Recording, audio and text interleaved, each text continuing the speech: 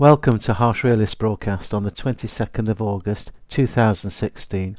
The title of this presentation is called Our Fairy Tale Lifestyle Has Now Come to an Abrupt End. The question is why our fairy tale lifestyle is now coming to an abrupt end.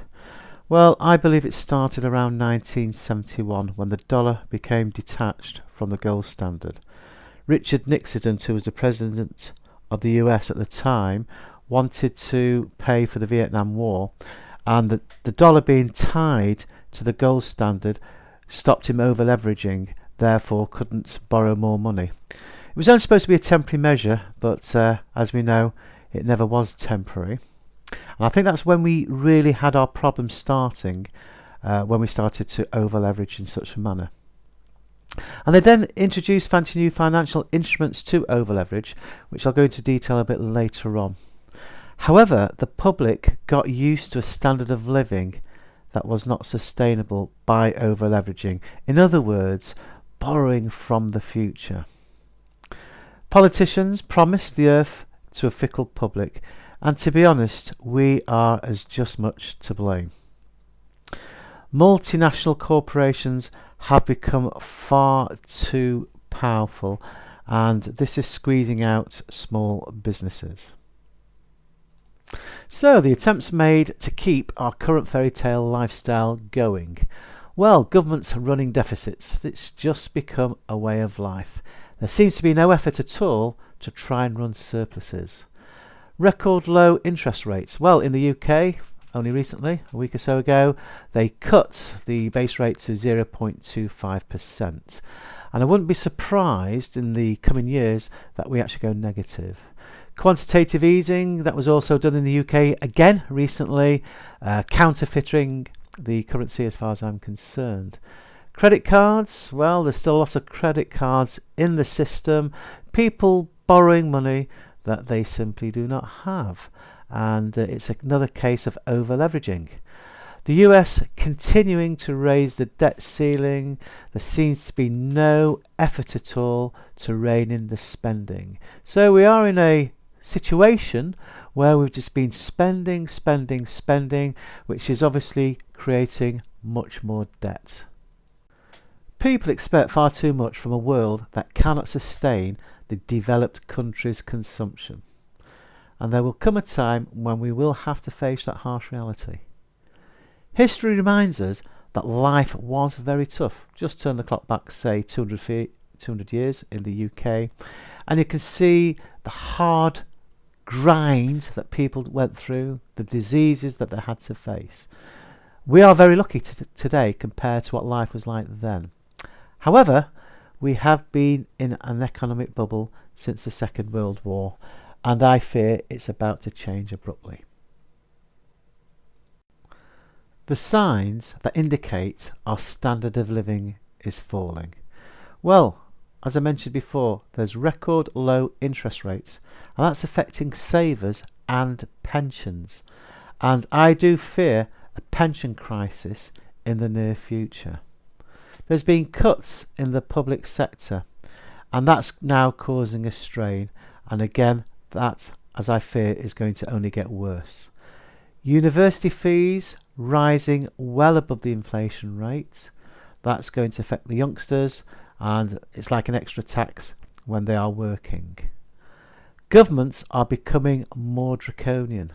For example, councils starting to fine the public with petty new rules, and I've seen that in the UK more and more. The next clip I'm about to show you is probably one of the most depressing ones I've ever seen. It's Ben Carson explaining that basically good guys don't win.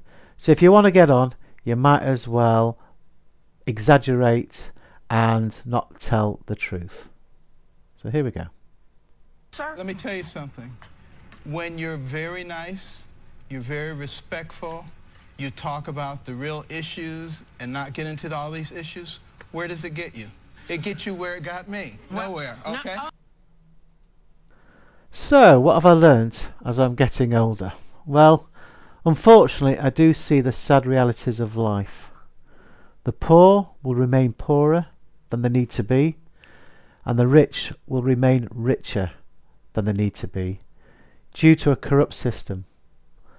There will be variations to the degree following revolutions, but the status quo soon becomes established. A good analogy is Animal Farm. Politicians who tell the truth tend not to get elected. And a good example is Ron Paul. He was a politician that was honourable and spoke the truth. However, he lacked charisma and he didn't tell the people what they wanted to hear, because people want to hear a fairy tale existence. A minority of people are critical thinkers who can see the whole picture and understand that we are being manipulated. We now have access to the alternative media, and hopefully more people will become critical thinkers. Facing up to realities, because there's no choice. Globalization is here to stay. Multinational corporations will drive down wages by importing labour from poorer countries. This is why governments are not controlling migration as the general population would like it. Politicians and multinational corporations work hand in hand. Our culture will change significantly with mass migration and threatens our way of life. Governments will become more draconian as we sacrifice our freedoms for security. This is the way it's going to be. It's not a future that I want, but I don't think there's enough pressure on governments to actually change their behaviour. They have a cosy relationship with the banking elites, the mainstream media and the multinational corporations. It was really George Carlin that summed it up fantastically. And if you've ever seen his video about the American dream, that really puts things in focus. As money becomes more tight, government and local councils will try and squeeze every penny they can out of the population. And this is an article that I've seen recently in the Express newspaper, and it says, "Courts lying down, that will be a £75 on the spot fine," says a dictatorial council.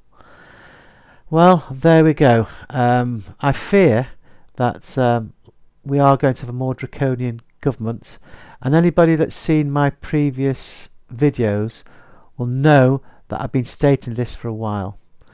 It's a darker future as far as I'm concerned, and it's been brought about by greed, especially with the rich getting richer and unfortunately the poor getting poorer.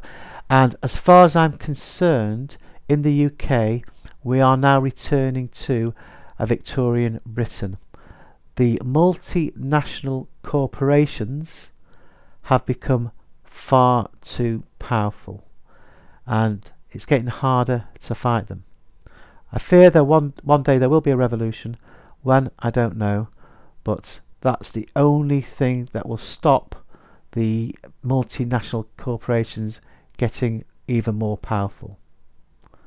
Thank you for listening to this broadcast.